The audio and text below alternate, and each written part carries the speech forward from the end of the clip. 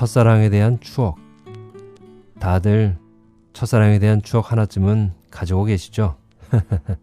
특히 어릴 때의 첫사랑이란 조금은 어색하고 때론 알면서도 밀어내고 모른 척하며 외면하고 왜 그랬어? 라고 물으면 그땐 어렸으니까 몰랐지 라고 얼버무리지만 사실 그때도 알 건 알았지요.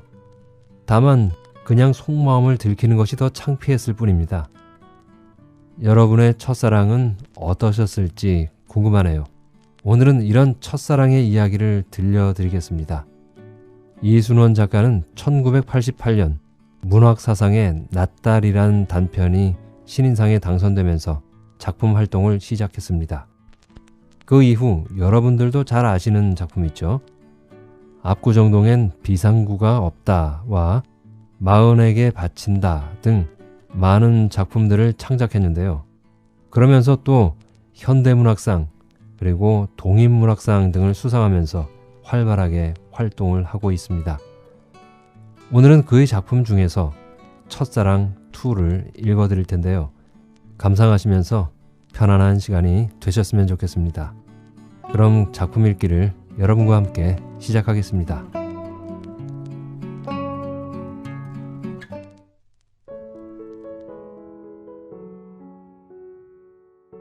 첫사랑. 이순원. 동창회에 다녀온 지 며칠 지나 미선이의 전화가 왔다. 그때 나는 아내와 함께 거실 소파에 앉아 커피를 마시고 있었다. 오후 시간이었고 학교에서 일찍 돌아온 작은 아이가 전화를 받았다. 한참 동안 아이가 네, 맞아요. 2학년이요. 2학년인데요. 학교요? 벌써 갔다 왔어요. 하고 상대와 이야기를 하며 자기 이름도 말하고 나이도 말하고 해서 의뢰 아내한테 걸려온 전화인 줄 알았다. 서로 아이들의 얼굴까지 아는 아내 친구들은 가끔 그렇게 전화를 걸었다. 아내도 친구 집에 전화를 걸어 그 집 아이가 받으면 바로 엄마를 바꿔달라고 말하지 않고 한두 마디 아이에게 이런저런 것을 물으며 친밀감을 나타내곤 했다. 예, 계세요. 잠깐만요. 아이가 그렇게 말하자 나도 그렇게 여기고 아내도 당연히 그렇게 여기는 듯 아이 쪽을 향해 손을 내밀었다. 그러자 아이는 아뇨, 아빠 하고 내게 전화기를 건넸다. 그 순간 잠시 어색하게 아내의 눈과 내 눈이 마주쳤다. 내 눈빛은 아내에게 어떻게 보였는지 모르지만 아내의 눈빛은 당신한테도 그런 전화가 걸려올 때가 있나요? 하는 것 같았다. 더구나 아이가 전화를 받는 동안 옆에서 가느다랗게 새어나오는 여자의 목소리를 들은 다음이었다. 내가 들었다면 아내도 들었을 것이다. 어쩌다 독자들에게서 걸려오는 전화를 빼면 여자한테서 걸려오는 내 전화는 대부분 책 때문이거나 원고 때문에 걸려오는 것들이었다. 그러나 신문사고 잡지사고 그렇게 전화를 거는 기자들은 없었다. 그들은 아이가 받든 어른이 받든 언제나 씩씩한 목소리로 첫 마디부터 이 선생을 찾았고 이 선생을 바꿔달라고 말했다. 내가 집에 없어 메모를 부탁할 때나 그 메모가 잘 전달될지에 대한 확인처럼 이름이 뭐냐, 몇 학년이냐 하는 식으로 아이와 한두 마디 용건 외의 말들을 나눌 뿐이었다. 여보세요? 일부러 목소리를 아래로 깔고 전화를 받은 것도 그래서였다. 내게 건 전화면 처음부터 나를 찾을 것이지 대체 누군데 그렇게 전화를 걸어 이쪽을 거북스럽게 하느냐는 뜻이었다. 어디 안 나가고 집에 있었네? 저쪽은 내 목소리를 듣자 첫 마디에 그렇게 말했다. 누군지 모르지만 나를 잘 안다는 얘기였다. 여보세요? 누구시죠? 이번에도 내 목소리는 스스로도 그렇게 느껴질 만큼 아래로 낮게 깔려나갔다. 옛날 가랑잎학교 우리 반 작가 선생 맞지? 예? 예, 그런데요. 나 미선이야, 김미선. 아, 미선이. 이제까지 낮게 깔려나가던 내 목소리가 나도 모르게 턱없이 올라갔다. 그러면서 옆에 앉아있는 아내를 바라보았다. 아내도 커피잔을 입 가까이 가져가 멈춘 채 나를 바라보았다. 어떤 여자 전화길래 갑자기 저렇게 목소리까지 바꿔가며 반가워할까 하는 얼굴이었다. 나 알아? 알지, 그럼. 우출이 건넌골. 그래, 그 미선이. 그래도 내 이름 금방 듣고 안 해? 안 잊어버리고. 미선이는 단지 그것이 반갑고 고맙다는 목소리로 말했다. 지난번 동창 모임 때 미선이는 나오지 못했다. 그럼 몇 명이나 된다고 잊어버리냐? 우리 가랑립학교 동창이. 나는 또 전화를 걸면서 네가 날 모르면 어떻게 하나 큰 걱정을 했는데. 그래서 봐라.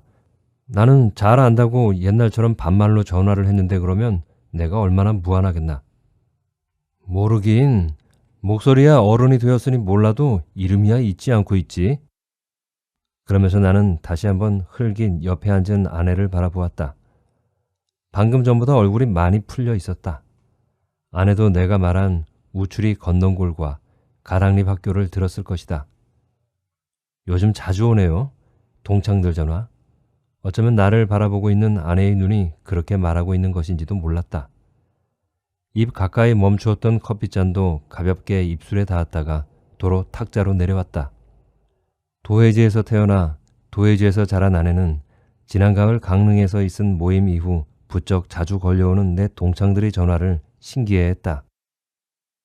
이제까지 서로들 잊고 지내다가 어떻게 그렇게들 연락이 다 한 사람 한 사람 빠지지 않고 전화를 걸어오느냐는 것이었다.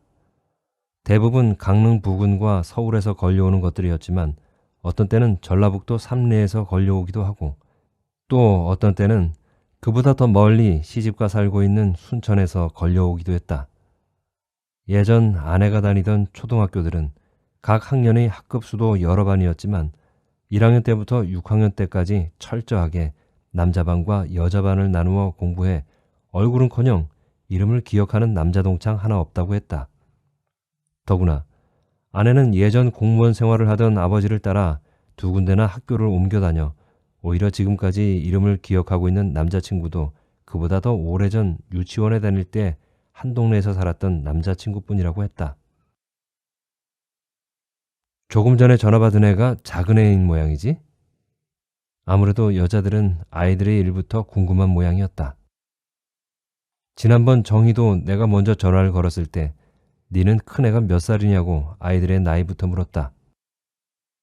그래, 큰애는 올해 중학교 들어가고. 아이고야, 어지럽다. 이제 중학교 들어가 언제 키우려고? 니는 애들이 크제? 그래, 둘 다 고등학교 다닌다. 큰 게 고3이고 작은 게 고1인데 위에가 여식이고 아래가 사내 아이라고 했다. 무슨 애들이 시집은 그렇게 빨리 가가지고. 야, 내가 일찍 갔나? 네가 늦게 간 거지. 정희한테 얘기를 들으니 형우는 뭐 더 그렇다고 그러고. 그러나 대부분 일찍 결혼한 시골 친구들에 비해 늦은 거지 사실 내 결혼도 그렇게 늦은 것은 아니었다. 27에 결혼해 28에 첫 아이를 낳았다. 그래서 고등학교 동창들이나 대학 동창들에 비하면 오히려 아이들이 큰 편에 속했다. 거기에 비해 시골 초등학교 동창들은 남자 아이들도 몇 명을 빼곤 대개 24, 5에 결혼을 했다. 그리고 여자아이들은 그보다 평균적으로 2~3해쯤 빨랐다. 아마 그것도 일찍 끝을 마친 학교 때문이었을 것이다. 초등학교를 끝으로 어린 나이에 돈을 벌러 대처로 나가 공장에 다니거나 아니면 다른 일들을 하다가 이렇게 저렇게 저마다 짝을 만나 결혼 또한 남들보다 서너 해씩은 일찍 했을 것이다. 미선이가 나보다 더 그렇다는 형우는 대학원에서 박사 과정을 마치고 다시 대학에 자리를 잡고 난 다음 결혼해 이제 큰애가 초등학교에 입학한다고 했다. 그런데 지난번 모임 때 니는 왜 안 왔나? 알면서도 나는 다시 한번 그것을 물었다. 의례적인 것이긴 하지만 그 말 속에 미선이 네가 나오지 않아 우리 모두 섭섭했다는 뜻도 포함해서였다. 그날 우리 큰조카 결혼식 때문에 강릉에 갔었다. 네 아는지 모르겠다. 우리 큰오빠 딸. 그래서 강릉에 있는 애들까지 올라왔다는데 나만 도로 강릉에 내려가고 말았지. 정희가 얘기하지 않더나? 얘기야 하지. 그러지만 네 얼굴이 보이지 않으니까 다들 니는 왜 안 나왔느냐고 묻고 그랬다. 정말? 이번에도 미선이는 자기가 없는 자리에서 누군가 그렇게 자기를 챙겼다는 것이 반가운 모양이었다. 그날 서울에 사는 여자아이들한텐 정희가 연락을 했었다. 정희도 연락을 했을 때 미선이가 왜 하필이면 모임 날짜를 그날로 잡았느냐고 아쉬워하더라고 했다. 아마 내게 다시 전화를 건 것도 그래서였을 것이다. 그날 그렇게 재미있었다며?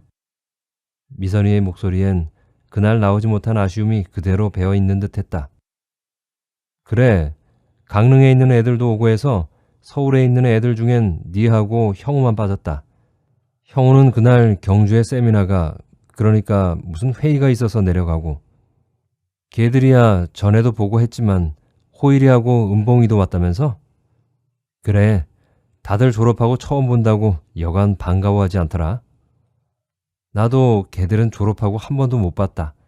언제 또 모이기로 했는데? 석 달에 한 번씩 모이기로 했다. 그러니까 5월에. 그렇게 멀리? 멀리는 처음엔 다들 오랜만에 보는 얼굴들이라 매달 만나도 만날 때마다 반갑고 아쉬울 것 같지만 몇 번 얼굴 보고 나면 그게 또 안 그렇거든. 그리고 다들 결혼해 가정을 이루고 사는데 아무리 옛날 동창들이라지만 여자고 남자고 너무 자주 모여 유별을 떠는 것도 괜히 집자리마다 옆에 있는 사람들한테 불편해질 것 같고 해서 철마다 한 번씩 만나기로 했다. 이런 모임은 아쉬우면 아쉬울수록 좋으니까. 그래야 더 잘 모이고. 그래도 그렇지야. 석 달이면 너무 멀다. 2달에 한 번이면 몰라도. 그러면서 미선이는 내게 서울엔 자주 나오느냐고 물었다. 나는 자주 나가지는 못한다고 말했다. 이런저런 약속들을 하루에 몰아 일주일에 한 번 사람을 만나러 나가든 아니면 일을 보러 나가든 한다고. 그날이 대개 목요일이었다. 때론 일이 넘쳐 금요일까지 나가기도 했다. 그렇지만 이쪽 강남 쪽으로는 자주 안 나오지? 왠지 그 말을 나는 미선이가 석 달 후에 있을 모임과는 따로 그 전에 언젠가 한번 나를 보고 싶다는 뜻으로 받아들였다. 듣는 순간 그런 생각을 했다. 서울에 자주 나오느냐고 묻고 그렇지만 이쪽 강남 쪽으로는 자주 안 나오지? 하고 곧이어 묻는 미선이의 목소리에 꼭 그랬으면 좋겠다는 어떤 작은 바람 같은 것이 묻어나 있는 듯했다. 나는 머릿속으로 빠르게 지난번 모임 때 석준이가 나누어준 주소록에 적혀있던 미선이의 주소를 떠올려 보았다. 석준은 그것을 강릉 여자아이들까지 도착한 다음 술자리가 거의 무르익던 중에 나누어 주었다. 조금 전 미선이가 강남 쪽이라고 말하지 않더라도 그것을 받았을 때 다들 어디에서 사는가 싶어 얼핏 훑어봤던 기억으로 강남구였던 것까지는 확실한데 그 다음 이어지는 동 이름이 도곡동이었는지 아니면 다른 동이었는지 가물가물했다. 그나마 그것도 여자고 남자고 우리 가랑리학교 동창 중 제일 잘 산다는 미선이는 어디에서 살고 있는지, 그리고 그 주소록 제일 밑에 적혀있는 미선이의 이름 아래에 그날 새로 알게 된 은봉이의 연락처를 적느라 다른 아이들 것보다 한 번 더 살펴보았는데도 그랬다. 지금 네 사는 데가 도곡동이나? 그래, 은광여고 맞은편. 그런데 네 그건 어떻게 아는데? 미선이는 다시 그것을 어떤 특별한 관심처럼 반가워했다. 그날 석준이가 미리 주소록을 만들어 와 나눠줬거든. 그래서 옛날 우리 반 달리기 선수는 어디까지 뛰어가 사나 봤지. 어머, 네 그것도 안 해? 그럼 네 높이뛰기도 참 잘하고. 그래, 나 옛날에 그런 거 참 잘했는데. 예전 어릴 때 교실에선 그렇게 특별한 관심을 받지 못하던 아이였다. 키가 커 달리기를 잘했고 운동회 때가 되면 늘 계주 선수로 나서곤 했다. 남자아이들도 중간에 엉덩이가 걸리고 마는 5단 높이의 뜀틀도 잘 넘었고 중간에 가는 장대를 걸쳐놓고 하는 높이뛰기도 당시로서는 보기 드문 배면뛰기의 폼으로 자기 키높이까지 그것을 훌쩍 뛰어넘곤 했다. 아내가 옆에 없었다면 나는 그 이야기를 했을 것이다. 그때는 그렇게 배면뛰기를 하는 내가 그저 신기하게만 보였었다고. 먼 곳에서 비스듬히 달려오다 장대 앞에서 휙 하고 몸을 돌려 한순간 차오르듯 공중으로 날아오르는 내 모습이 어린 내 눈에 늘 아슬아슬해 보였다고. 너무 멀지? 거기선 우리 집이. 그래도 양재역 부근엔 가끔 간다. 거기 자주 가는 출판사가 있어서. 그렇다고? 그래. 우리 집 양재역에서 멀지 않은데. 그러다 미선이는 갑자기 생각난 듯 애기 엄마는? 하고 물었다. 옆에 있다. 뭔 얘기를 그렇게 재미나게 하나 하고 쳐다보면서. 그러자 아내는 내 얘기하는 거예요? 하는 얼굴로 반쯤 얼굴을 찡그리며 손가락으로 자기 가슴을 가리켰고, 미선이는 아이구야, 나는 네 아들이 전화를 받길래 그런지도 모르고 대낮부터 남의 신랑 붙잡고 수다를 떨었네 하고 서둘러 전화를 끊으려 했다. 괜찮아. 나도 우리 집사람 눈치 보고 살지만 그 정도까지는 아니니까. 네야 괜찮겠지만 내가 안 괜찮으니까 그렇지. 암만 옛날 동창이라고 해도 그렇지. 무슨 여자가 저렇게 교양도 없나 생각할까봐. 전에 보니 너희 애기 엄마 무척 깔끔해 보이는 것 같던데. 전에 어디서 봤는데? 지난 겨울인가? 네가 텔레비전에 나올 때 너 애들도 보고. 그거야 일부러 그렇게 하고 찍으니 그렇지. 그래도 언제 이쪽으로 나오면 꼭 전화해. 그냥 들어가지 말고. 그래. 애기 엄마한테도 말 잘해주고. 오랜만에 얘 친구 만나서 그렇지 나 원래 그렇게 교양 없고 수다스러운 여자 아니라고. 그래. 꼭 그렇게 전화할 테니 걱정하지 말고. 그러고 보니 네 얼굴 본 지도 20년이 넘은 것 같다. 그래. 아마 그렇게 되었을 거야. 그러니까 이쪽으로 나오면 꼭 전화해야 돼. 미선이는 그 말을 2번, 3번 다짐받듯 반복해 말했다. 하여간 대단한 동창들이에요. 무슨 할 말들이 그렇게도 많은지. 내가 전화기를 내려놓자 기다렸다는 듯 아내가 말했다. 그럼 대단하지. 같은 시간 속을 살아도 더 먼 곳, 더 먼 시대를 여기까지 함께 달려온 사람들인데 정말 우리는 그랬다. 아직 전기도 들어오지 않은 마을에서 어쩌다 자동차 한 대가 동네로 들어오면 그것이 모두에게 큰 구경거리였던 그런 산간벽촌에서 어렵게 한 세상을 살아온 초등학교 동창들이었다. 도회지와도 멀리 떨어져 살고 우리 시대와도 멀리 떨어져 살며 우리만이 생각하고 우리만이 꿈꾸고 우리만이 그려낼 수 있는 그 옛날의 동화를 저마다 가슴속에 때로는 기쁨처럼 때로는 슬픔처럼 나누어 가지고 있는 친구들이었다. 아침에 전철을 타고 나오는 중간에 한번 전화를 하고 양재역에 도착해 다시 한번 미선이에게 전화를 했다. 처음 전화를 했을 땐 출판사의 일을 보고 난 다음 그곳에서 점심을 먹고 오후에 만나자고 한 것인데 미선이는 그렇게 하지 말고 일을 보고 나서 늦게라도 자기와 함께 점심을 먹든가 아니면 자기와 먼저 이른 점심을 먹고 난 다음 출판사로 가 오후에 일을 보면 어떻겠냐고 말했다. 점심이야 같이 안 먹으면 어때서? 무슨 얘기야? 그래도 오랜만에 만난 동창끼리 밥이라도 한 끼 같이 먹고 헤어져야지. 늘 만나 연애하는 애들도 아니고 어떻게 차 한잔 마시고 헤어질 수 있나? 내가 다른 말을 해도 미선이는 그날 우리 만남의 목적이 오직 그 점심 한 끼에 있는 것처럼 막무가내로 자신의 말대로 하자고 했다. 그러다 일산에서 출발해 잠시 지상으로 나왔던 전철이 다시 지하로 들어갈 때 그곳에 도착해 다시 전화를 걸겠다고 했다. 결국 미선이의 말대로 하기로 했다.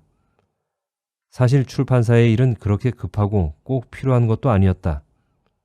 다음 달에 나올 월간 문예지에 소설을 한 편을 싣기로 했는데 그곳 편집자가 마지막 필자 교정을 봐주었으면 좋겠다고 말해온 것이었다.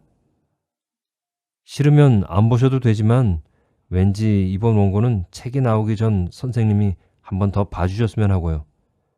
대사 부분의 사투리 때문에 그러는데 어떤 부분은 묻는 말에 뭐뭐hen? 이라고 쓰기도 하고 또 어떤 부분은 뭐뭐했나? 라고 쓰기도 해서 어느 한쪽으로 통일을 하는 게 낫지 않나 싶기도 하고 그 외에도 몇 군데 더 그런 게 있습니다. 우리가 교정을 보면서 밑줄을 쳐놓았는데 매련이 없다든가 구람 한 남박 삶아서 개락이다 엄포마리를 해서 달부 어엽다 같은 말들은 따로 괄호 안에 설명을 달았으면 좋겠다는 생각도 들고요. 물론 그것도 좋은 버릇은 아니겠지만 이제까지 10년 넘도록 원고를 써 발표하면서 아직 한 번도 출판사에 나가 필자 교정을 본 적이 없었다. 그만큼 자신 있는 원고를 보냈다는 것이 아니라 보면 볼수록 더 나은 원고가 만들어진다는 걸 알지만 일단 한번 원고를 완성하고 나면 다음에 책이 나올 때까지 다시 그 원고를 들여다보고 싶지 않은 내 못된 성격 때문이었다. 이번 원고 역시 뭐뭐해는 어른이 아이에게 그리고 윗사람이 아랫사람에게 묻는 말에만 쓰고 뭐뭐했나는 어른이 아이에게 강조하여 물을 때와 또 아이들끼리 혹은 친구들끼리 묻는 말에 쓰는 거라고 설명하고 원고에 쓴 강릉 말들 역시 그냥 그대로 두고 싶다면 그만이었다. 원고를 쓰며 내가 가장 싫어하는 말이 사투리라는 말이었다. 어떻게 서울말은 다 표준말이고 지방말은 다 잘못된 사투리란 말인가? 아무리 의미 전달이 목적이라지만 같은 사투리도 서울 사람들이 알아들을 수 있으면 괜찮고 서울 사람들이 알아듣지 못하면 안 된다는 법은 또 무엇인가? 구람 한 남박 삶아서와 도토리를 한 그릇 삶아서가 어떻게 같은 뜻인가? 같은 물건이라도 구람은 구람이고 도토리는 도토리인 것이다. 구람은 우리 어린 날 가난한 집의 한 끼 점심 양식이고 도토리는 아이들이 부르는 동요 그대로 다람쥐가 소풍을 갈 때 싸가지고 가는 점심이거나 때로는 도토리묵을 해먹는 별식의 원료인 것이다. 남박 또한 풀어서 설명하자면 나무 그릇이 되겠지만 나무 그릇도 여러 종류다. 그 여러 종류의 나무 그릇 가운데 남박은 고작 그런 구람이나 삶아 담아두고 소 여물을 퍼줄 때나 쓰는 때국물이 꾀죄죄하게 절은 그릇 중에서도 최하질의 나무 바가지인 것이다. 그 허기와 군기의 의미 전달을 다람쥐의 점심 같은 도토리와 요즘 과자 그릇으로 더 많이 쓰이는 나무 그릇이 어떻게 할 수 있단 말인가. 개락이다 하는 말 또한 그렇다. 그냥 많다는 말보다 더 많고 많아서 흔전만전 넘치는 그 무엇을 개락이라고 하는데 그러나 그것만으로는 또 너무 의미가 작다. 물론 우스갯소리이긴 하지만 용돈을 주지 않는다고 집을 나간 아들에게 아버지가 전보를 친다. 야, 시방 여기는 오징어가 개락이다. 그러니 얼른 돌아와 일손을 도우라는 그러면 용돈을 주지 않더라도 얼마든지 내 손으로 돈을 만질 수 있다는 그 한마디로 집 나간 아들조차 흥분시켜 돌아올 수 있게 하는 말. 그것이 바로 개락인데 그 개락에 어떤 설명을 달란 말인가.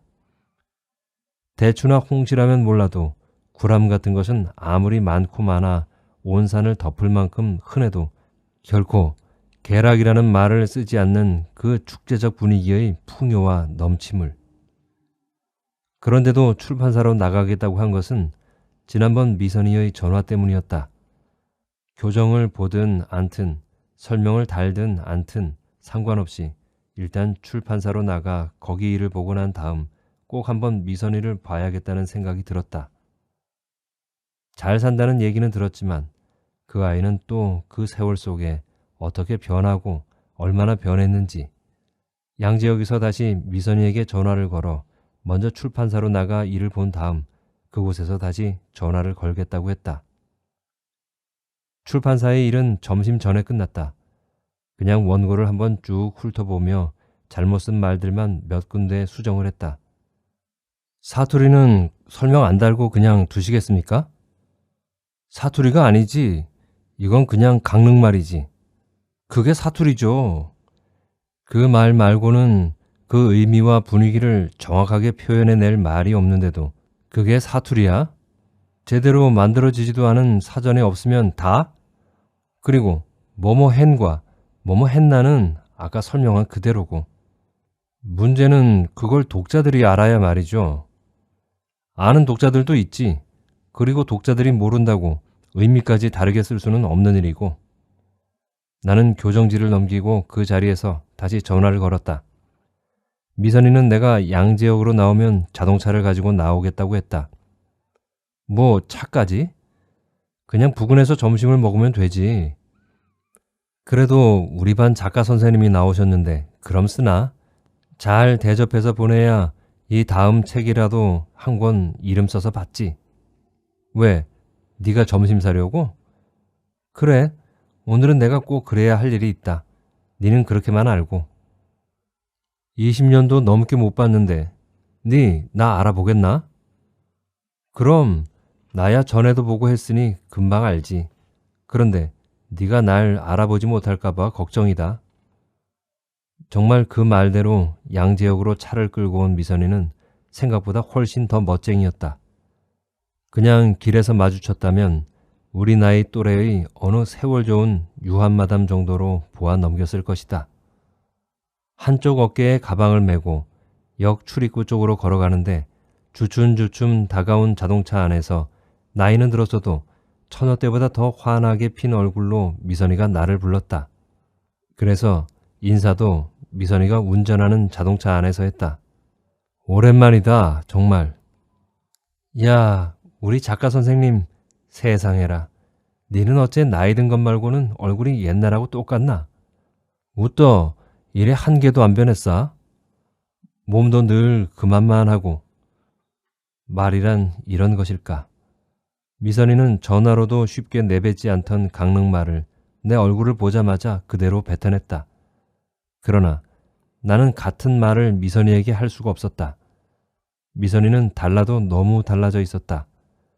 예전에도 키가 컸으니 지금도 여자 키로선 클 것이라고 생각했고 몸매도 늘씬했으니 아이 둘을 낳고 나이를 먹었다 해도 지금도 어느 정도는 그럴 것이라고 생각했지만 지난 세월 속에 어쩔 수 없이 나이를 먹긴 했어도 그늘 하나 없이 얼굴이 고와 이게 정말 예전 우출이 건넌골의 그 미선인지 잘 믿어지지 않을 정도였다.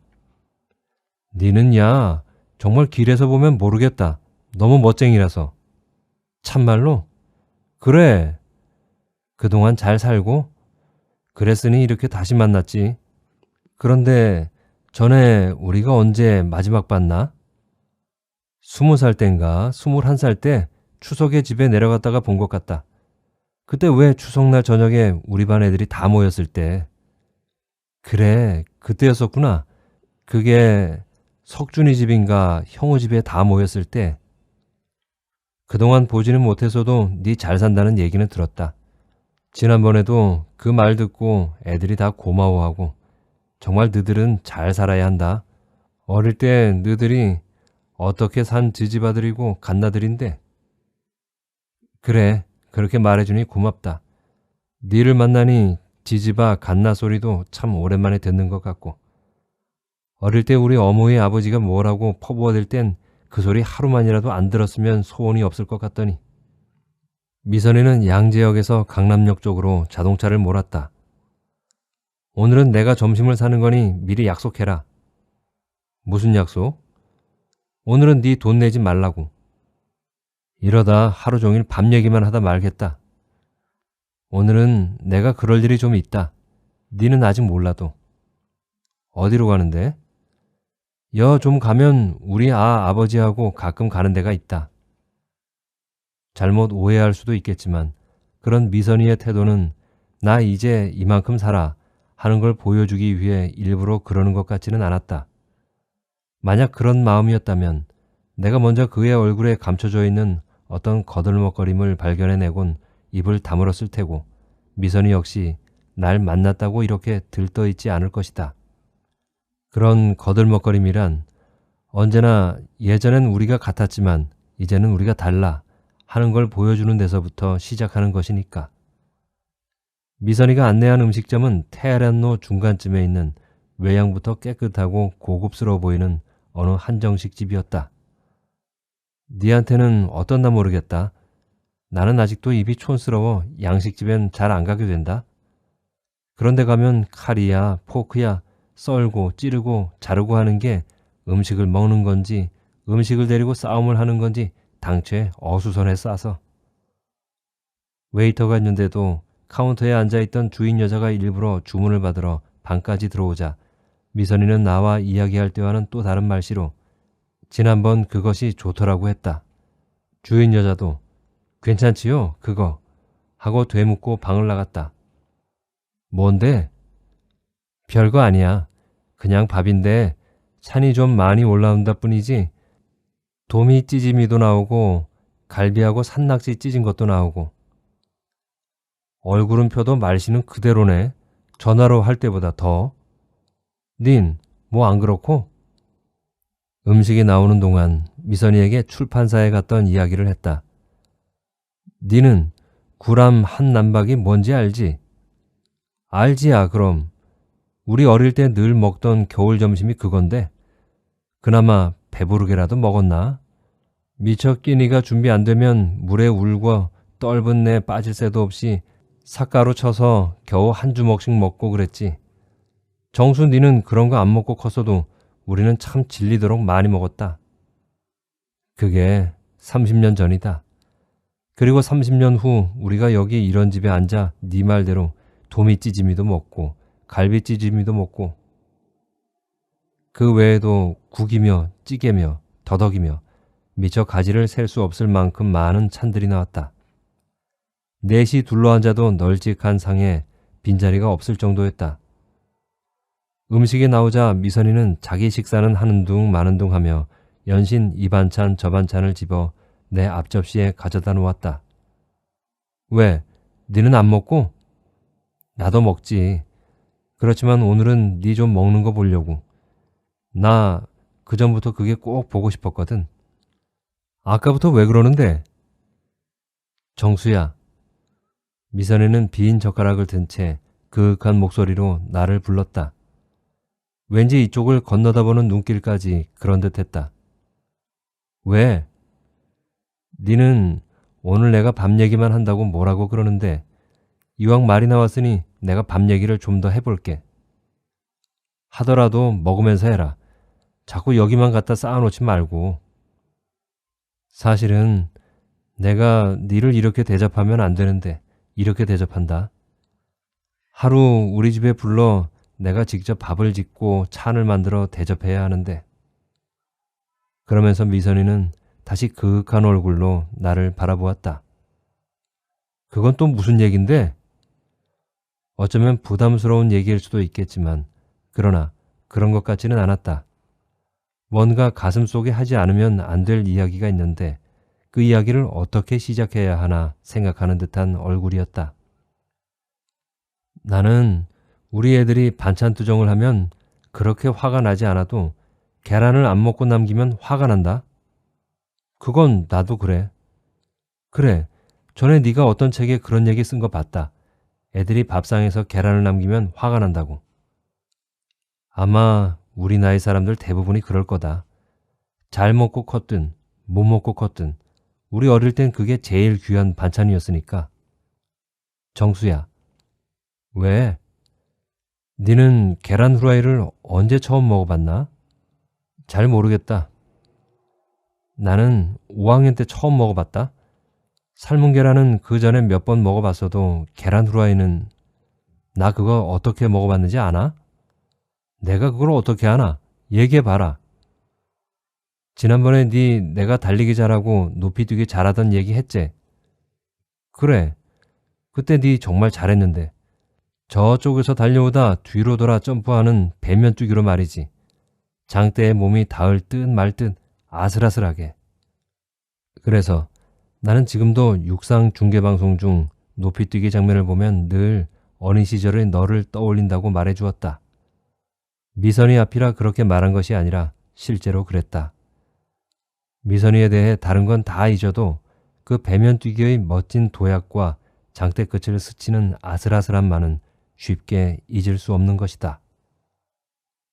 그땐 다들 정면뛰기를 하거나 측면뛰기를 했거든. 그래, 체육 시간 우리도 그렇게 했고. 그때 육상 특활반 선생님이 조명현 선생님이었거든. 나는 다른 선생님 이름은 다 잊어버려도 그 선생님과 6학년 때 권영각 선생님 이름은 잊어버리지 않는다. 그때 나도 처음엔 다리부터 넘는 측면뛰기를 했는데 어느 날 조명현 선생님이 배면뛰기를 가르쳐 주시더라. 그 전 올림픽 때 어떤 선수가 그렇게 뛰어 우승을 했다면서. 그렇게 뛰니까 측면뛰기를 할 때보다 한 뼘은 더 높이 뛸 수 있겠더라. 우리가 그 정도였으니 올림픽 같은 데 나오는 선수들은 3, 40cm는 더 높이 뛸 수 있는 거고, 그래서 군대회에 나가서 5학년 때는 우승을 하고 6학년 땐 준우승을 하고, 6학년 땐 지난해 내가 뛰는 걸 보고 그랬는지 어쨌는지 배면뛰기를 하는 다른 학교 애들도 몇 명 있고 해서. 그러나 그 일은 잘 기억나지 않았다. 그런 대회는 늘 주문진이나 묵호에서 열려 우리는 가볼 수가 없었다. 상을 받았다면 대회 때 받은 상을 다음 주 월요일 운동장 조회 때 전교생이 다 보는 자리에서 교장 선생님이 다시 주었을 텐데 그것도 가물가물한 게 제대로 그림이 떠오르지 않았다. 어쩌면 그 시절 내가 그만큼 미선이에 대해 무관심했던 것인지 모른다.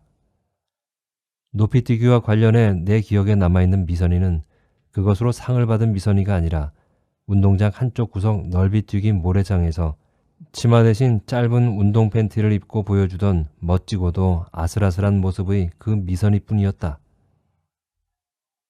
그때 연습할 때 말이지.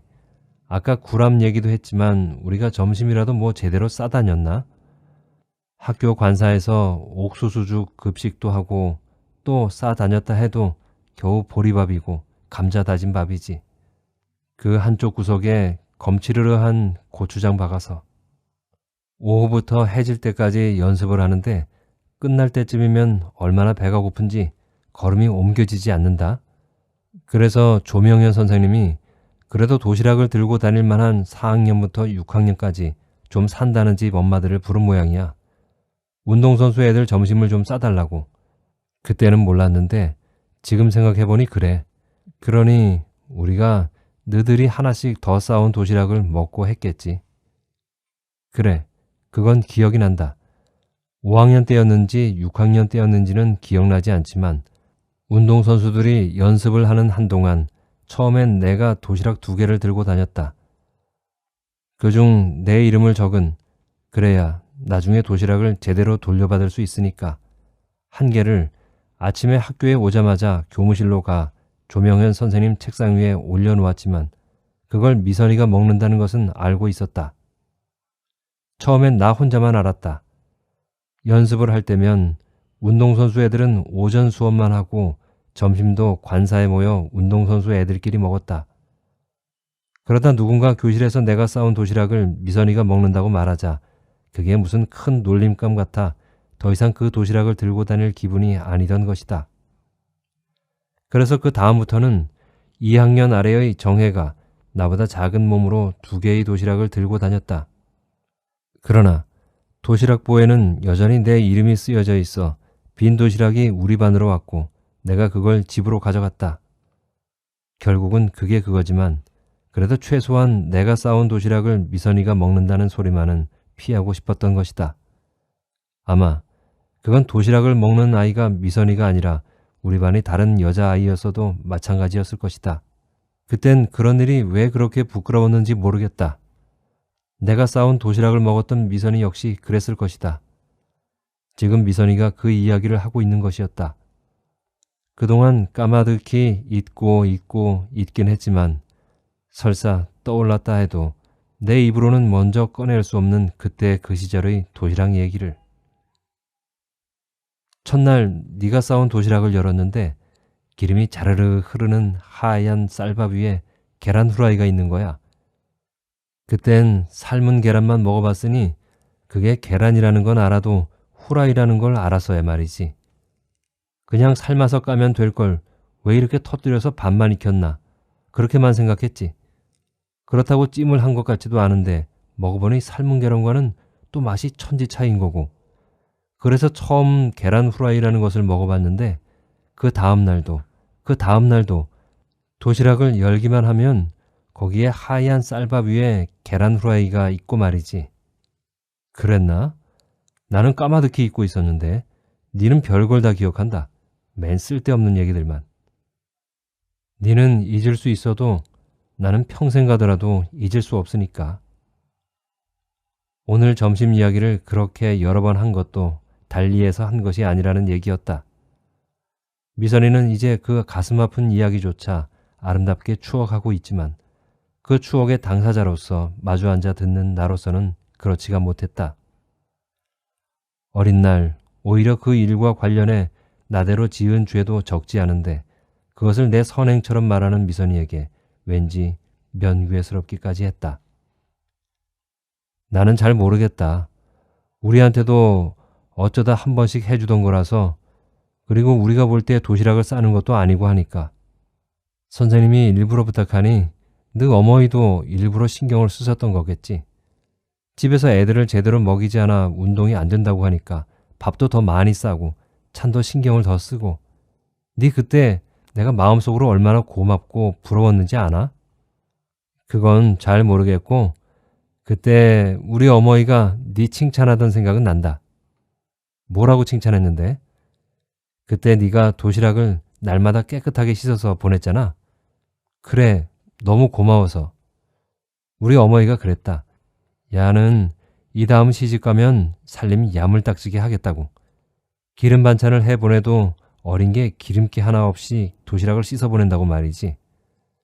그러면서 나한테 네 이 다음 일어나한테 장가들어라 하고. 정말? 학교 수도가에 기름기를 닦아낼 물건도 없을 텐데 어떻게 이렇게 자기가 먹은 설거지를 잘해 보내는지 모르겠다고. 그 말 역시 미선이 앞이라고 해서 한 이야기가 아니었다. 어머니는 도시락을 쌀 땐 우리가 보지 않는 부엌에서 싸도 빈 도시락은 가끔 그렇게 식구들 앞에 펼쳐 보이곤 했다.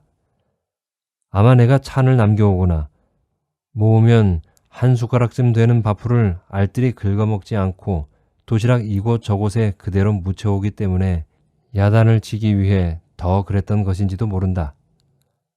그런데도 그때 나는 미선이에게 아주 무관심했다. 아니, 무관심했던 정도가 아니라 어머니가 이 다음 일어나한테 장가들어라 할 때 얼굴이 빨개지도록 화를 내며 얼른 대회가 끝나 그 도시락을 안 들고 다닐 날만 기다렸던 것인지 모른다. 정수, 네 술 한잔 할래? 나는 해도 되지만 니는? 나도 한잔 하지 뭐. 오랜만에 니 만났는데. 니 음주운전도 하나? 안 하니 걱정 말고. 미선이는 배를 눌러 청주 2병을 시켰다. 나는 먹어도 빨개지지는 않아. 내가 병 뚜껑을 비틀어 열자 그것을 받아 미선이가 먼저 내 잔에 술을 따라 주었다. 나도 그것을 받아 미선이의 잔에 따랐다. 미선이가 먼저 잔을 부딪혀왔다. 정말 오랜만이다. 그래, 네 잘 살아서 고맙고. 나는 잔을 비웠고 미선이는 반을 마시고 그것을 아래에 내려놓았다. 정말 너 어머니가 나를 그렇게 칭찬했나? 다시 내 잔에 술을 따라주며 미선이가 물었다. 그래, 그 얘기를 그때 좀 해주지. 왜? 나 그때 도시락 씻으며 그런 생각을 했거든. 정말 이 다음 커서 너 집에 시집을 가 이렇게 설거지를 하면 얼마나 좋을까 하고. 야, 이제 보니 김미선이 높이뛰기만 잘한 게 아니라 조숙하기까지 했네.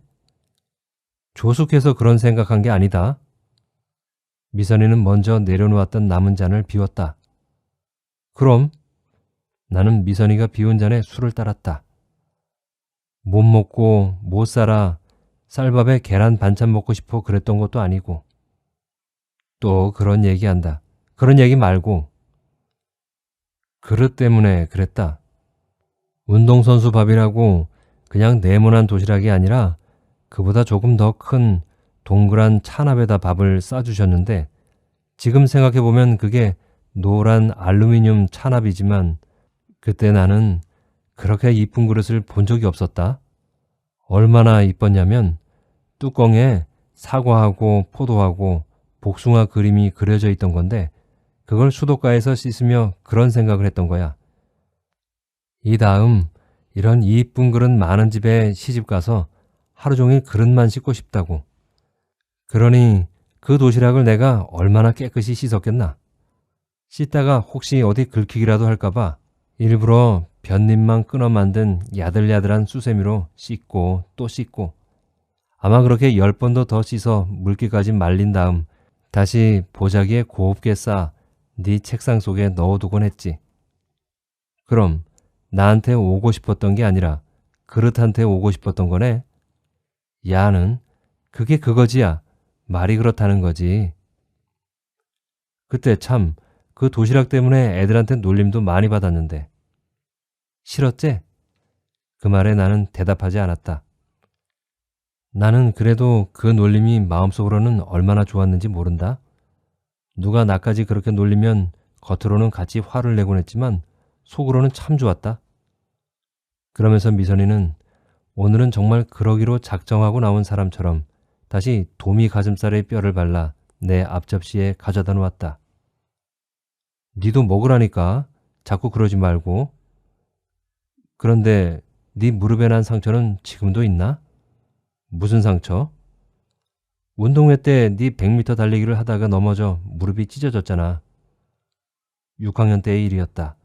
그냥 넘어져서 생긴 상처가 아니라 앞으로 엎어지며 무릎이 닿은 자리에 작은 쇠 조각이 있어 더 깊게 살이 찢어진 상처였다. 네가 그걸 어떻게 아는데?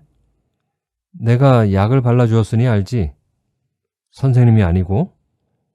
넘어진 닐 일으켜 본부석으로 데려온 것은 선생님이지만 약은 내가 발라줬는데 그것도 모른단 말이야? 육상부는 그때 진행위원으로 본부석에 있었는데. 그랬었나? 내가 너무 아파서 정신이 없었던 모양이다. 소독약을 바르니까 네 무릎에서 하얀 거품이 부글부글 하던 것도 눈에 선하고 나 그때 정말 네가 얼마나 아플까 내 몸처럼 걱정했는데. 그런데 나는 왜 그것을 선생님이 발라주었다고만 기억하고 있을까? 무릎이 깨어지듯 아팠던 것도 상처에 흐르는 피를 씻어내기 위해 과산화수소를 부었을 때 살을 태우듯 끓어오르던 거품 때문에 한결 더 겁을 먹고 놀랐던 것도 어제 일같이 기억하고 있는데 그 기억 속 어디에도 미선이의 손은 보이지 않는 것이었다. 아니, 상처에 약을 발라주던 손은 분명 있었다. 다른 아이들보다 조금 더 크긴 했겠지만 그래도 아이의 손과 어른의 손은 분명 달랐을 텐데 나는 그것을 여지껏 5학년 여자 선생님의 손으로 기억하고 있었던 것이다.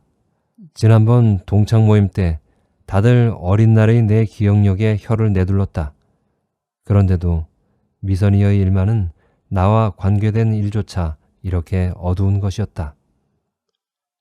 만약 그 약을 내가 아니라 자연이가 발라주었다면 바로 기억했겠지.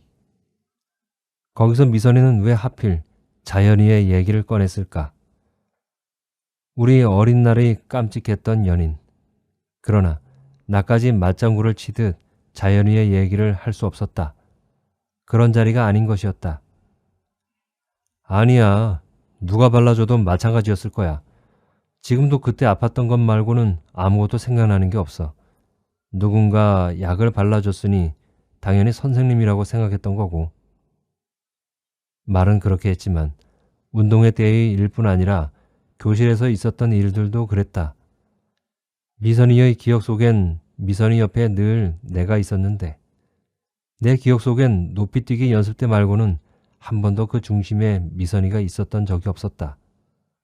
미선이는 그때 언젠가 본 사회시험에 내가 미국의 시카고를 공업의 도시라는 답 대신 그 시험을 보기 전날 어깨동무인가 하는 잡지에서 본 대로 바람의 도시라고 써 25문제 중 한 문제를 틀렸던 것도 정확하게 기억하고 있었다.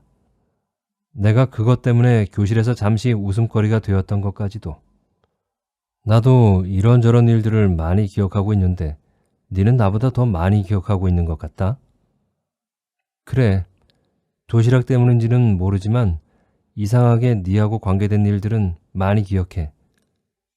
장마 때 네 신발 잃어버렸던 것도 기억하고 글짓기 잘해서 네가 쓴 동시를 교실 뒤에 붙여놓았던 것도 기억하고 잠자리, 가랑립 그런 제목도 생각나고 네 형우하고 그런 대회도 나가고 했잖아. 그래.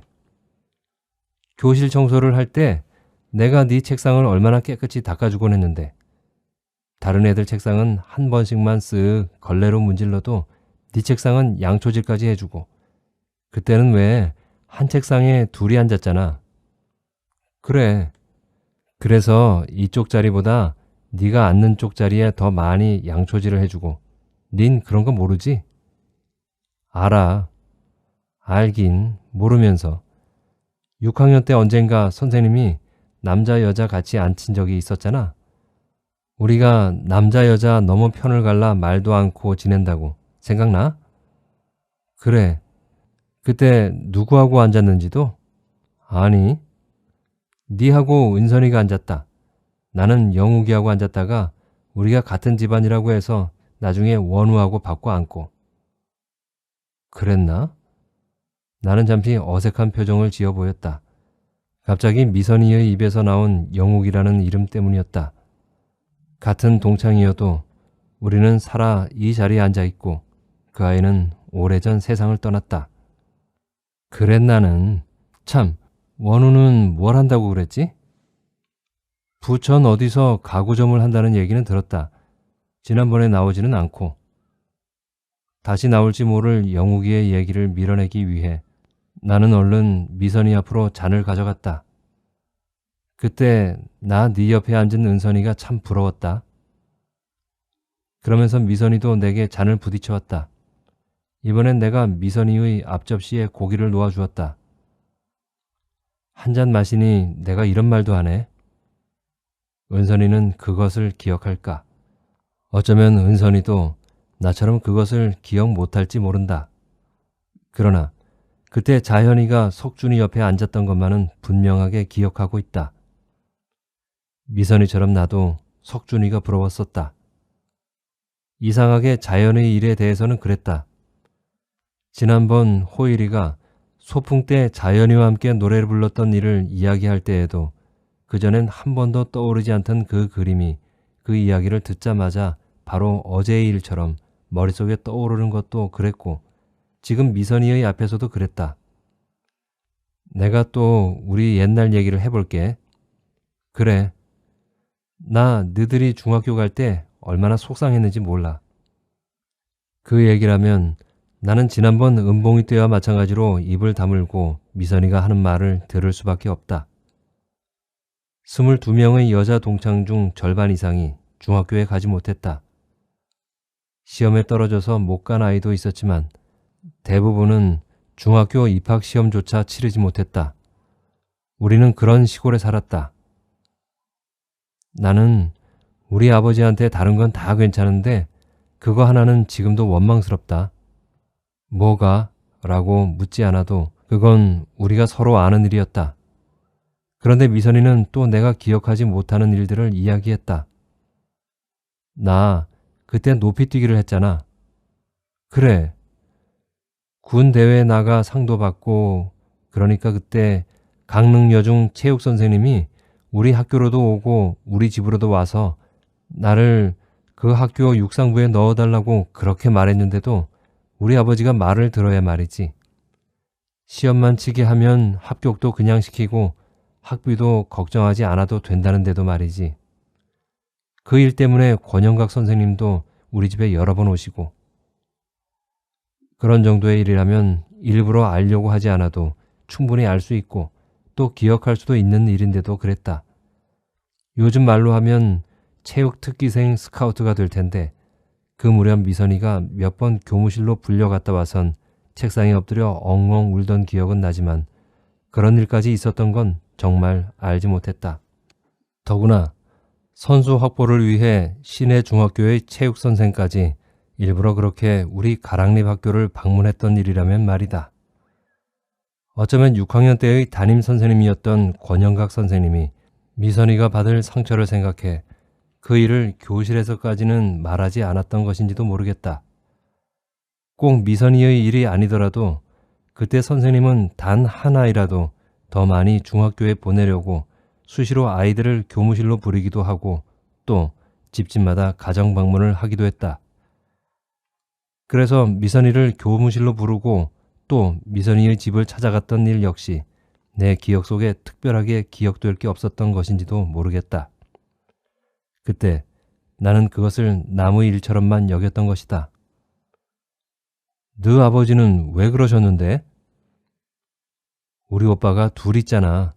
그런데 두 오빠 다 초등학교만 마치고 말고 그러니까 위에 아들들도 중학교에 보내지 않았는데 중간에 지지발을 어떻게 중학교에 보내냐고 말이지. 학비야 공짜로 해도 교복 사입해야지, 가방 사줘야지, 책 사줘야지 하는 돈이면 그 돈 모았다가 내 이태 아래 기승이를 중학교에 보내겠다고 말이지. 그래, 기승이 걔는 지금 뭘 하는데? 양양에서 공무원 한다. 중학교도 가고 고등학교도 가서. 그랬구나. 그때도 슬프고 서러웠지만 정말 슬프고 서러웠던 건 그 다음이다. 나는 언제였느냐고 묻는 대신 묵묵히 잔을 들었다. 너희들 중학교 3학년 때일 거야. 거기까지 말하고 미선이도 잔을 들었다. 학교를 졸업하고 한 해 동안 집안일 거들다가 강릉 시내로 처음 일을 나갔거든. 너도 아마 알 거야. 그때 나 동원역에 버스 차장한 거. 우추리엔 아직 버스가 안 들어올 때니까 하루하루 돌아가면서 성산도 다니고 안인도 다니고 연곡도 다니고 경포도 다니고 말이지. 그땐 그랬거든.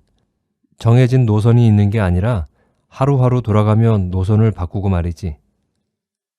생각해보면 그런 얘기를 들었던 것 같기는 한데 미선이가 차장을 하는 차를 직접 타본 적은 없었다.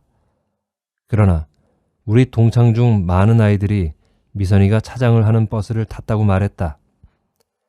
지금 같으면 그런 미선이의 처지를 먼저 생각했겠지만 중학생이라고 해도 우리는 아직 어렸다.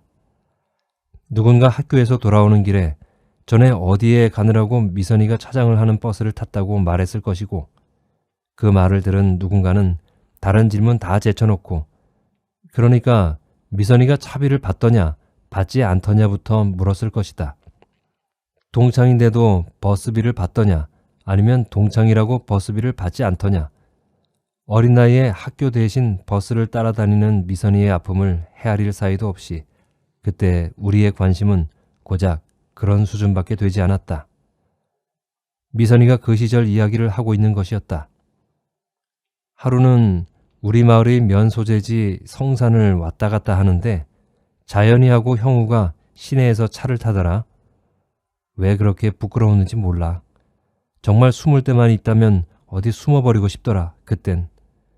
두 사람도 나를 보고 어떻게 해야 할지 몰라 쩔쩔매고 말이지. 안 그렇겠나? 암만 어려도 그렇지. 그런 데서 동창을 만나니까 말이지. 나 정말 그때 우추리에도 버스가 다녔다면 차장 안 했을지도 몰라. 그렇게 쩔쩔매는데 그래도 형우가 먼저 다가와 손을 잡으며 인사를 하더라. 그동안 잘 지냈느냐고. 그래서 나도 어디 가느냐고 물으니까 형우는 어물어물하고 자연이가 면사무소에 주민등록등본인가 뭔가를 떼러 간대. 그러면 더 묻지 말았어야 하는데 두 사람이 함께 그걸 떼러 가는 게 이상해. 그건 무엇하러? 하고 물었단다. 정말 그건 무엇하러? 그러나 나 역시 묻지 말았어야 했다. 고등학교 입학시험 원서를 내는데 그런 게 필요하다면서? 그때 내 정신 좀 봐라. 처음엔 두 사람을 빼놓고 다른 사람들의 차비를 받다가 다른 사람들 차비를 다 받고 나서 다시 두 사람에게 갔단다. 쟤들은 고등학교를 간다는데 나는 중학교도 못 가 이렇게 차장을 하고 있는데 그러면 쟤들한테도 차비를 받아야지 하고. 그러니까 자연이가 미리 준비하고 있었던 것처럼 손에 들고 있던 10원짜리 동전 2개를 내미는데 자연이는 아무렇지 않은데 내 얼굴이 금방 빨개지고 말았다. 그러니까 형우가 내 건 내가 내야지 하면서 주머니를 뒤져 10원짜리 동전을 자연이에게 내밀고. 그 얘기였던 것이다. 잘 기억나지는 않지만 미선이가 차장을 하는 버스를 탔다고 말한 누군가가 형우일 수도 있고, 그러나 우리가 아는 형우는 절대 나쁜 뜻으로 말한 것이 아닐 것이다. 그 말을 듣고 첫 마디에 미선이가 차비를 받더냐고, 이건 분명 나쁜 뜻이었을 것이다. 물은 누군가가 어쩌면 나일 수도 있는 일이었다. 그때 미선이뿐 아니라 같은 반 동창 중 은숙이도 차장을 했었다. 그런데도 은숙이 얘기보다 미선이 얘기가 더 많았던 것도 어쩌면 그 차비 때문이었는지 모른다. 은숙이는 후에도 꽤 오래 버스 안내양을 했다. 우추리에도 버스가 들어오던 우리 고등학교 시절엔 원주나 춘천, 정선 등으로 다니는 직행버스 안내양을 해 서로 마주칠 일이 없었고, 내가 딱 한 번 그 아이의 차를 탔던 대학 2학년 땐 서울로 오가는 중앙고속 소속의 고속버스 안내양을 했다. 그때 우리는 다 자라 미선이나 자현이, 형우처럼 서로 부끄러워하거나 낯설게 대하지 않았다. 겨울방학이 되어 서울에서 강릉으로 오는 길, 은숙이는 내게 운전기사가 마시는 커피를 가져다 주기도 하고, 또 중간 둔내에서 15분간 휴식을 할 때 자기는 기사와 함께 식사를 해야 한다며 오히려 그것을 미안해하는 얼굴로 내게 햄버거와 음료수를 사주기도 했다. 아마 그 시절, 그때까지도 은숙이가 시내버스를 탔었다면 또 모를 일이다. 같은 안내양이라 하더라도 시내버스 안내양은 여전히 차장이라고 불렸고, 고속버스 안내양은 그해 여고 졸업 예정자들 가운데 학교 추천을 받아 몇 명씩 채용하던 시절의 일이었다. 미선이 역시 계속 안내양을 하다가 몇 해 후 자기가 탄 고속버스 안에서 자현이나 형우를 만났다면 어린 날과는 또 다른 얼굴로 두 사람을 대했을 것이다. 참, 은숙이는 어디서 사나? 대략은 알지만 버스 이야기가 나오니까 갑자기 미선이로부터 듣는 은숙이의 일도 궁금했다. 미선이도 내가 왜 은숙이의 일을 묻는지 알 것이다. 그래, 그때 은숙이도 버스를 탔었는데 나보다 먼저 타고 나보다 나중에까지. 요즘은 뭘 하는데? 뭘 하긴, 강릉에서 살림하지. 걔도 지금은 잘 산다. 트럭 운전을 하던 남자를 만났는데 지금은 강릉의 강일 화물이라고, 그 집에 차가 몇 대인지 몰라. 직행버스 터미널 위에 사무실하고 주차장도 넓게 가지고 있고. 그래, 다들 잘 산다니까 좋다. 니도 은숙이도. 나는 반쯤 남은 잔을 미선이의 잔과 부딪혔다. 나 얼굴 빨갛지 않지? 얼굴은 빨갛지 않지만 그래도 눈가로 조금씩 연한 기운이 모여드는 얼굴로 미선이가 물었다. 그래, 괜찮다. 그런데 닌 언제 서울로 올라왔는데? 나? 그럼 니 말고 여기 또 누가 있다고? 정수야. 왜? 나 오늘은 아무 얘기나 다 해도 되지? 그래, 네가 하고 싶으면. 나는 다시 미선이의 잔을 채워주었다. 그날 자연이하고 형우를 만나던 날 나 숙소에 와서 얼마나 울었는지 몰라.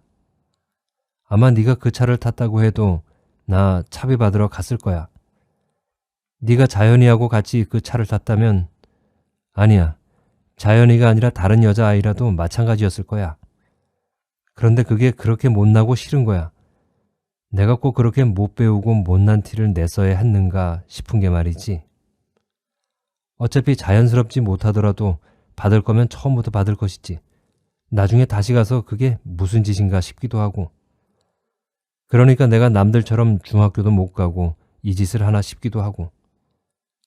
그때 다시 다가갔을 때 자연이가 준비하고 있듯 손에 돈을 들고 있었던 것도 그런 내 속을 처음부터 알았던 것 같기도 하고, 또 그렇게 자연이가 돈을 내고 내가 그 돈을 받고 하니까, 더구나 형우까지 자기 차비는 자기가 내겠다고 그러니까 마치 형우가 자연이 편을 들어 그러는 것처럼 자연이와 형우가 한 편이 되고 나 혼자 이쪽 편이 된 것처럼 외롭고 서럽기도 하고.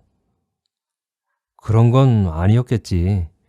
자연이가 니한테 형우 차비까지 내주니 형우가 네 앞에 안 좋아 보이니 그랬겠지. 형우는 어릴 때도 그랬잖아. 늘 먼저 남을 살피고. 그래, 나도 그랬을 거라는 거 알아. 형 오면. 듣기 싫지? 이런 말.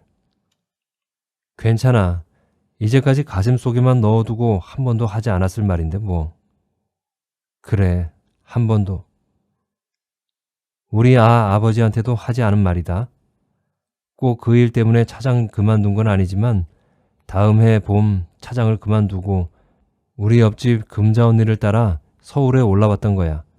금자 언니가 요꼬라고 지금 말하면 니트 비슷한 걸 짜는 공장에 있었거든.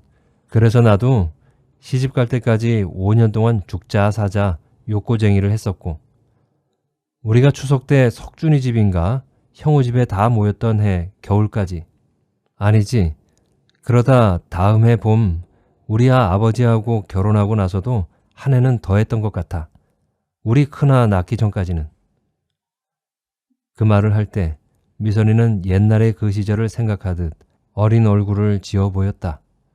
정말 이 아이들이 어떻게 살아오고 어떻게 커온 지즈바들이고 갓나들인데, 진심으로 그런 미선이를 다시 한번 위로하고 싶었지만 나의 그런 섣부른 위로가 이미 스스로 치유를 끝낸 옛 상처를 다시 건드리지는 않을까 싶어 가만히 마주 얼굴을 바라보기만 했다.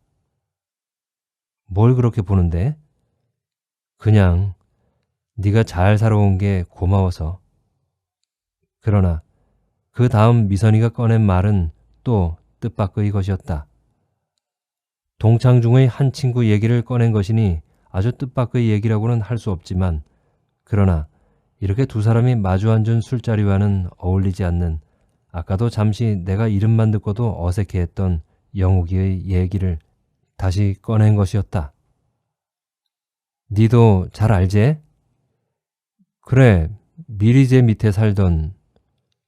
대답을 하면서도 나는 왜 미선이가 다시 영욱이 얘기를 꺼낼까 생각했다. 걔가 죽은 지도 벌써 23년이 되네. 우리 19살 때 죽었으니까. 벌써 그렇게 됐나? 시방 우리 큰아 나이인데 왜 죽은지도 알지? 그때 대충 얘기는 들었다. 어떤 여자애 때문에 그랬다고. 내 기억이 맞다면 그의 늦은 가을의 일일 것이다. 얼마 전 추석 때에도 집에 다니러 왔던 영욱이가 서울에서 약을 먹고 스스로 목숨을 끊었다고 했다. 그래서 영욱이 아버지와 형이 가을 거지를 하다 부랴부랴 서울에 다녀왔는데 우리로선 자세한 얘기는 듣지 못하고 그냥 사귀던 여자 때문에 그랬다는 말만 들었다. 그때 함께 학교를 다니던 누군가로부터 그 말을 듣는 순간 나는 지난번 추석 때 보았던 영욱이의 마지막 모습을 떠올렸다. 그해 추석에도 몇몇 동창들이 모였는데 그중 영욱이가 가장 멋쟁이였다. 학교를 다니는 우리 중에 몇은 아직 교복 차림의 까까머리였으나 그때 영욱이는 벌써 어깨선까지 흘러내리는 장발에 조끼까지 갖춘 갈색 양복과 추석에 맞추어 자기 손으로 직접 지어 신은 게 분명할 발끝 뾰족한 갈색 구두를 신고 있었다. 얼굴도 서울 사람보다 더 서울 사람처럼 허여 멀쑥했다. 몇몇 친구들 집으로 몰려다니며 뜰앞과 마루를 오르내릴 때 영옥이는 자기가 일하는 재화점의 상호가 찍힌 은빛 스테인리스 구두칼을 사용하곤 했다. 새 양복과 새 구두, 그리고 추석이 얼마 지나지 않은 가을의 죽음. 그것이 잠시 나를 혼란하게 했을 뿐 더 자세한 이야기를 굳이 알려고 하지도 않았고 또 해주는 사람도 없었다. 그보다 더 어린 나이에 저 세상으로 간 여자 동창 2명이 있긴 했지만 아직 나이도 어린 우리 동창 중 스스로 그렇게 목숨을 끊은 아이가 있다는 것이 그저 놀랍고 신기할 뿐이었다. 그래, 어쩌면 그럴 수 있을까 하는 생각에 놀라움보다 신기함이 더 컸을지도 모르겠다. 병신도 그런다고 죽는 게 어디 있나? 세상에 지지바가 한둘인 것도 아니고. 단지 여자 때문에 죽었다는 말 때문에 누군가 그렇게 말했을 테고 그 말을 들은 나 역시 그렇게 생각했을 것이다.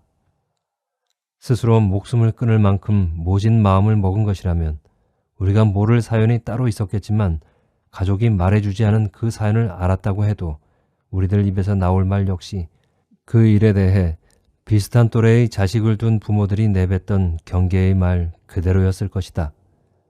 그리고 우리는 코앞에 다가온 대학 입시 때문에 더욱 빠르게 그 일을 잊었을 것이다. 네, 나하고 영욱이가 육촌간인 거 알제? 거기까지는 모르고 그냥 친척인 건 안다. 영욱이 집이 느 큰 집인 건. 그래, 우리 할아버지하고 영욱이 할아버지하고 형제간이다. 나이는 같지만 내가 영욱이보다 누나고. 남자 중엔 아직 걔 하나다. 우리 동창 중에. 나보다 한 해 먼저 서울에 왔는데 올라와선 그때까지 신발 만드는 집에 있었고 같이 서울에 와 있어도 그동안 밖에서만 몇 번 봤지 공장엔 한 번도 찾아오지 않더니 그 일 치르기 바로 며칠 전에 우리 공장을 찾아왔더라. 그러니 어떡하냐. 밥이라도 한 끼 사 먹이려고 금자 언니한테 돈까지 꿔가지고 식당에 갔더니 밥은 싫고 술을 사달라고 그러더라.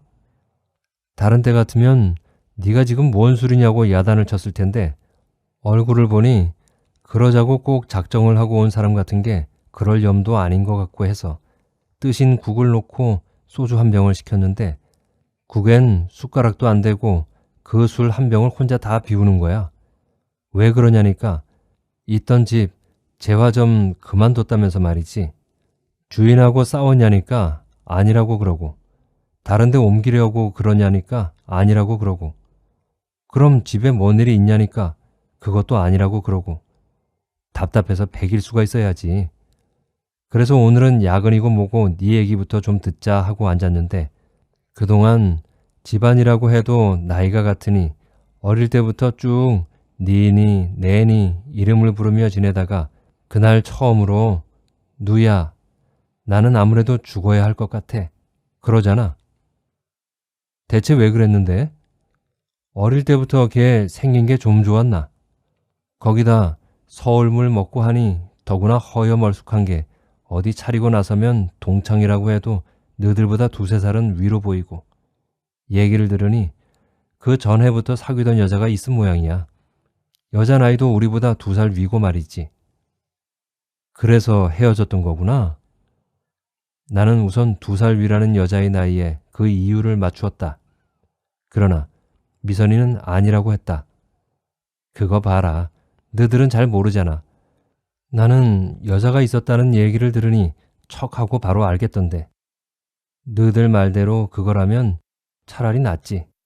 그래서라면 나중에라도 다시 나이 맞추어 여자를 사귀면 되니까. 그럼 왜? 얘기를 해도 너들은 잘 모를 거야. 나나 영욱이는 초등학교만 나오고 말고 그 여자는 그래도 고등학교를 다니다 말았으니까 처음엔 영욱이 인물에 반했다 해도 나중엔 배운 게 그게 아닌 줄 알았겠지. 같이 길을 다녀도 영어로 된 간판 하나를 제대로 읽을 수 있나? 신문을 한 장 제대로 읽을 수 있나? 눈을 뜨고 다녀도 반장님이나 마찬가지인데 그런 남자 싫다고 헤어지자는 여자 탓할 일도 아니고 다른 게 싫다면 여자가 싫어하는 거 고치면 되고 앞으로 안 그러면 되지만 다른 것도 아니고 배운 게 없어 싫다는데 그거였구나. 그래서 19살에 스스로 목숨을 끊을 모진 마음을 먹은 거였구나. 나는 혼자 묵묵히 잔을 들었다. 그러면 사람들은 그런다. 그것도 뒤늦게라도 배우면 되는 것 아니냐고. 그런 사람들도 많지 않느냐고. 그러나 그럴 처지조차 되지 못하는 사람들도 있는 것이다. 이 아이들은 그랬다. 어린 몸으로 서울에 올라와 저임에 시달리며 밤늦게까지 일을 해야 했고 그렇게 번 돈으로 동생들을 가르쳐야 했다. 그런 마음을 먹기도 쉽지 않았겠지만 그런 마음을 먹었다 해도 공부도 이 아이들에겐 이기심의 다름 아니었던 것이다. 우리는 너무 그것을 몰랐다. 너들이야 그렇게 말할 수도 있겠지. 사랑이 크면 그런 건 아무 문제도 안 된다고. 그래, 그런 경우도 아주 없지는 않겠지. 그렇지만 그것도 서로 처지가 비슷할 때의 얘기지. 아무리 사랑이 커도 처음부터 곁에 설 수 있는 나무가 있고 곁에 설 수 없는 나무가 있는 거야. 그걸 가지고 사람 탓하고 사랑 탓할 일도 아니고. 그러면서 다시 미선이가 말을 이었다. 그게 어떤 거냐면 아까도 내가 술 한 잔 먹은 마음에 얘기한다고 그랬지. 초등학교 6학년 때 네 옆에 앉은 은선이가 부러웠다고. 그렇지만 그건 초등학교 다닐 때까지의 마음이야. 네가 공부를 잘하고 또 너 집이 내 도시락을 싸보낼 만큼 잘 살아도 우리는 같은 교실의 초등학생이었으니까 나 혼자 마음속으로라도 널 좋아할 수 있었던 거고. 그러다 네는 중학교에 가고 나는 못 가고 그러면 그 다음엔 내 마음이 달라져. 내가 먼저 마음만이라도 곁에 설 수 없는 나무라는 걸 알게 돼. 그때 영욱이도 그 얘기를 하더라. 그때 우리 반 남자아이들 거의 다 그랬지만 영욱이도 자연히 좋아했었다고. 그렇지만 초등학교를 졸업하고 그게 벌써 1년이 지나고 2년이 지나니까 마음속으로는 여전히 그 아이를 좋아하고 있는데 아직 어린 마음이지만 자기가 먼저 자기를 타이르게 되더래. 그런데 다시 그런 여자를 만나가지고 동네에 소문이야 여자 때문에 죽었다고 났지. 그렇지만 꼭 여자 때문에 죽은 것만은 아니야. 나는 그걸 알아. 그날도 영욱이가 사귀던 여자 얘기보다 우리가 제대로 하지 못한 공부 얘기를 더 많이 했으니까. 그래서 남보다 힘들게 일찍 서울 올라와 남보다 힘들게 구두 만드는 기술을 배워가지고 잠시 전만 해도 연한 빛깔로 물들었던 미선이의 눈가가 다시 거기에 꽃물을 들이듯 붉어졌다. 아래로 흐르지 못하고 눈동자를 따라 핑 돈 눈물이 분홍색 작약꽃 같은 꽃물 속에 반짝였다. 생각하면 어린 날 이 아이들에게 나는 얼마나 많은 죄를 짓고 살아온 것인가. 내겐 내가 어린 날의 첫사랑이어도 그것을 전혀 몰랐던 죄. 아니, 알았다 해도 의식적으로 그것을 밀어내며 무관심하려 했던 죄. 너희들의 가난을 너희들의 당연한 몫으로 생각했던 죄. 너희들의 아픔보다 우리들의 작은 차비를 더 큰 관심으로 여겼던 죄. 그래서 마침내 한 친구의 죽음조차 그렇게 받아들였던 죄. 나는 나도 모르는 사이 그런 죄를 지었던 것이다. 미선아. 왜? 그러나 그 다음 할 말이 없었다. 나는 상에 남아있는 술을 내 잔과 미선이의 잔에 똑같이 나누어 따랐다. 옛날처럼 더 높이 뛰어, 더 멀리 뛰고. 그래, 니도 늘 건강하고. 다시 미선이의 눈가에 물기가 반짝였다. 그러다 어느새 내 마음 안으로 스며드는 그 물기 속에 이제까지 몰랐던 참으로 오래된 사랑 하나 그 안으로 함께 스며드는 것을 느꼈다. 어린 날 내가 미처 보지 못했던 아름답고도 안타까운 사랑 하나 그 자리에.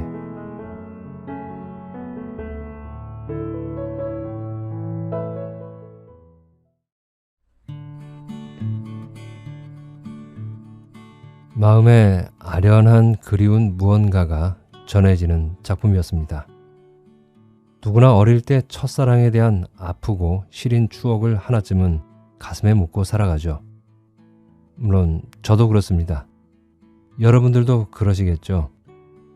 대부분의 사람들은 지금 그 추억을 떠올리면 왠지 그 당시의 아픈 느낌보다는 그냥 아름답고 순수했던 마음만 떠올라서 그냥 피식 하고 미소를 짓고 말 수 있는데, 어떤 사람들에겐 그런 추억들이 지금껏 가슴에 깊은 생채기로 남아서 여전히 쌉싸름한 신맛을 주고 있기도 합니다. 이 소설에서 미선이의 마음에 왠지 더 많은 공감이 가는 것도 아마 그 이유 때문인 것 같은데요. 미선에겐 첫사랑의 추억이 마냥 달콤하고 볼을 살짝 달구는 정도로 가볍지만은 않은 것 같아서 작품을 읽으면서도 제가 그 음식상 앞에 앉아 술잔을 들고 괜히 미안한 표정을 하고 있을 것만 같았습니다. 작가의 말처럼 우리는 지금도 타인의 마음을 몰라주고 배려 없는 마음으로 그런 죄를 짓고 사는 것은 아닌지 돌아보게 되는군요. 지금까지 이순원 작가의 첫사랑 2를 읽어드렸습니다. 끝까지 함께 해주셔서 감사합니다. 다음에 뵐 때까지 건강하시고 행복하세요.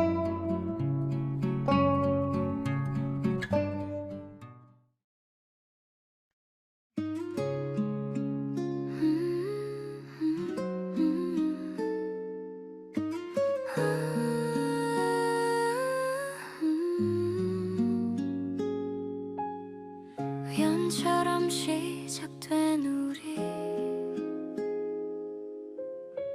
얼마 되지 않았는데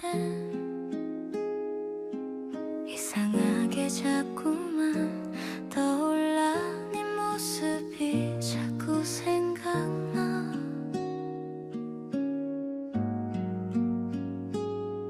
하루하루 지날수록 깊어져 이 느낌을 뭐라 말할까. 처음 느껴보는 이 감정 너도 나와 같을까. 눈을 감으면 네가 보여. 귓가에 맴도는 네 목소리. 이게 사랑인 걸까 그런 걸까. 별을 봐도 네가 생각나. 달을 봐도 네가 떠올라. 모든 순간 네가 있어. 이것이 사랑인가 봐. 하늘을 봐도 너의 눈동자. 바람 속에도 너의 향기. 모든 것이 너로 물들어. 이것이 사랑인가 봐.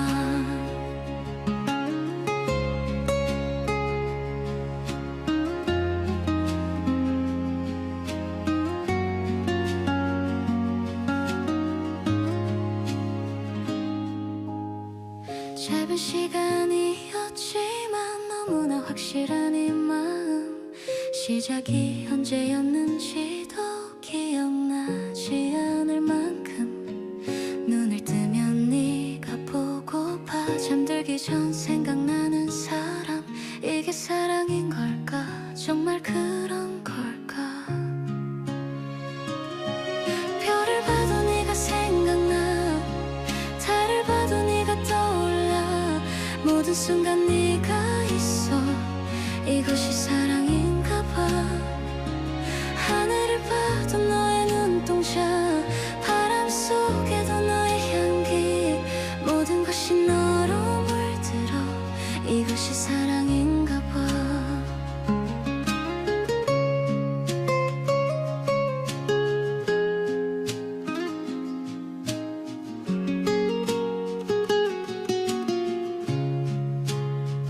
너도 나와 같은 마음일까. 이 기분을 너도 느낄까. 말하지 않아도 알아. 우리 마음은 같은 걸. 이렇게 서로를 바라보며 같은 밤하늘을 보고 있잖아. 별을 봐도 네가 생각나. 달을 봐도 네가 떠올라. 모든 순간 네가 있어. 이것이 사랑인가 봐. 하늘을 봐도 너의 눈동자. 바람 속에도 너의 향기. 모든 것이 너로 물들어. 이것이 사랑인가 봐. 이것이 사랑인가 봐. 우리의 시작인